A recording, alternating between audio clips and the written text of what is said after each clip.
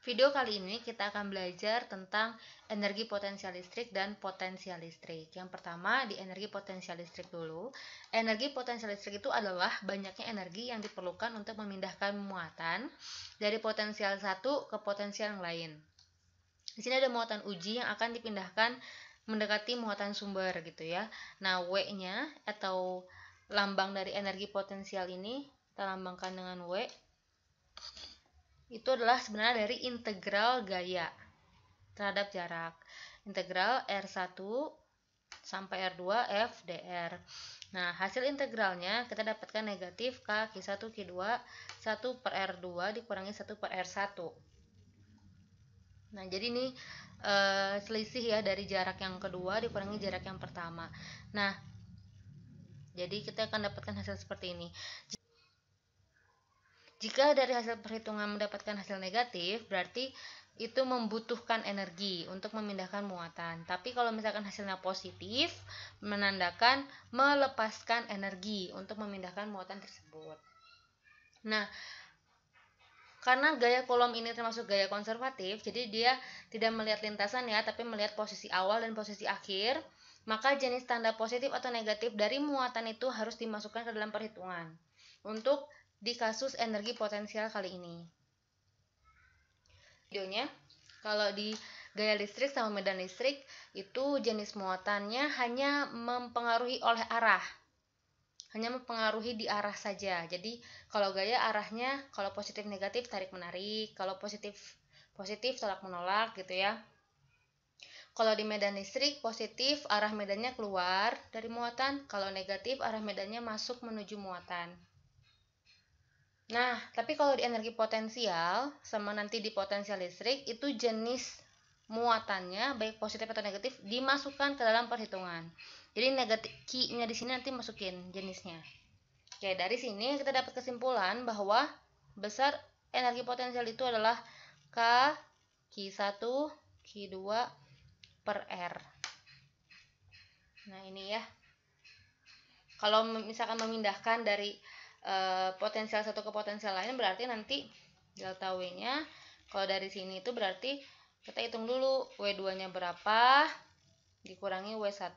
W2 ya berarti K Q1 Q2 per R2 begitu ya, dikurangi yang ini K Q1 Q2 per R1 begitu. Nah, ini untuk energi potensial listrik. Nah, selanjutnya adalah potensial listrik. Potensial listrik itu adalah perubahan energi potensial per satuan muatan listrik ketika sebuah muatan uji dipindahkan di antara dua titik. Misalkan, dari soal ini kita akan dapatkan data V itu sama dengan energi potensial. Kalau tadi lambangnya W ya, sama saja mau lambangnya W atau EP boleh. Per satuan muatan berarti per Q. Nah, seperti ini. Tadi kalau teman-teman masih ingat, rumus dari energi potensial itu adalah K Q1 Q2 per R dibagi Q. Nah, berarti sisa Q-nya 1 ya. Maka rumus dari potensial listrik itu adalah K Q per R. Tapi di sini teman-teman secara tidak langsung melihat hubungan antara potensial listrik dan energi potensial. Jadi ini secara tidak langsung hubungannya adalah W sama dengan potensial dikali dengan muatan. Nah, gitu ya. Hubungan antara energi potensial listrik dengan potensial listrik. Nah, ini rumus V-nya. Ini ya. Potensial listrik oleh banyak muatan. Nah, kalau misalkan teman-teman ketemu lebih dari satu muatan, berarti itu tinggal ditambah-tambahkan saja. Misalkan ada V1 tambah V2, ada V3 tambah V4 dan seterusnya ya. Bila ada lebih dari satu muatan. Tapi perbedaannya adalah kapan negatifnya? Ketika kalian menemukan muatan yang negatif.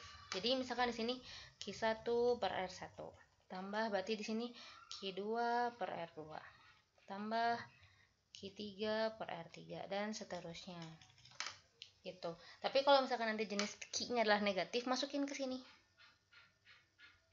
Kali misalkan negatif 5 mikrokulom, jadi masukin negatifnya. Nanti itu yang akan merubah tanda. Gitu. Nah, ini ada contoh. Titik P terletak pada jarak 15 cm dari muatan listrik 3 mikrocoulomb. Misalkan saya gambarkan titik P-nya di sini. Pada 15 cm dari muatan listrik 3 mikrocoulomb, berarti positif ya. Ini 3 mikrocoulomb. Ini jaraknya 15 cm dan 20 cm, berarti tambahin sedikit lah di sini.